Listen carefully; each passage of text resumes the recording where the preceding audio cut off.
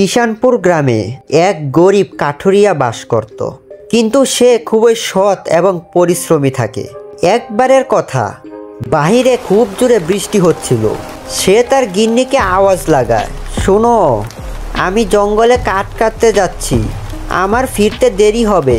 তার গিন্নি বলে, বাহিরে প্রচুর বৃষ্টি হচ্ছে, আজকে যেও না।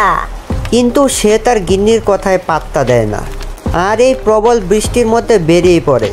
আজকের দিনটা ভারী অদ্ভুত।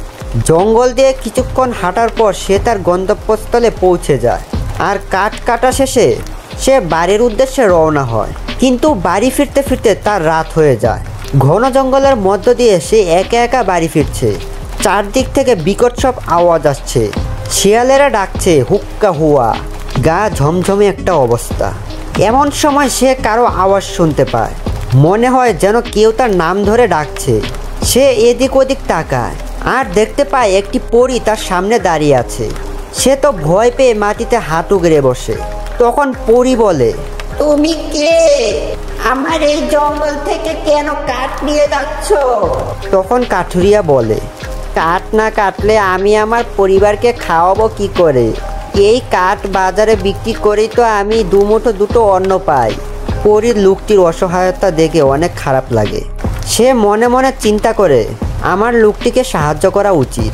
তখন সে লোকটিকে বলে, আমাকে ভয় পেও না, আমি তোমার কোনো ক্ষতি করব না।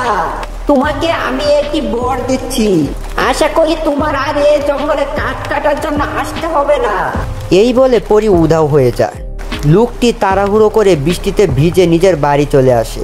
তার গিন্নি বলে, কি হয়েছে? আপনি কেন এত চিন্তিত? তখন লোকটি তার গিন্নিকে সমস্ত কথা খুলে বলে।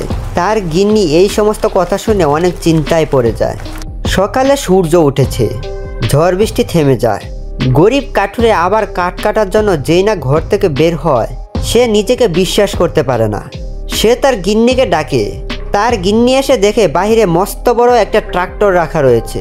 তখন লোকটি বুঝতে পারে এটা সেই পরীর কাজ। সে পরীকে ধন্যবাদ জানায় আর ট্রাক্টর চালিয়ে নিজের সংসার চালাতে থাকে।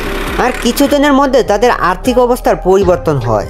যদি এমন সব গল্প কাহিনী দেখতে চান, তাহলে অবশ্যই চ্যানেলটিকে সাবস্ক্রাইব করে দিন।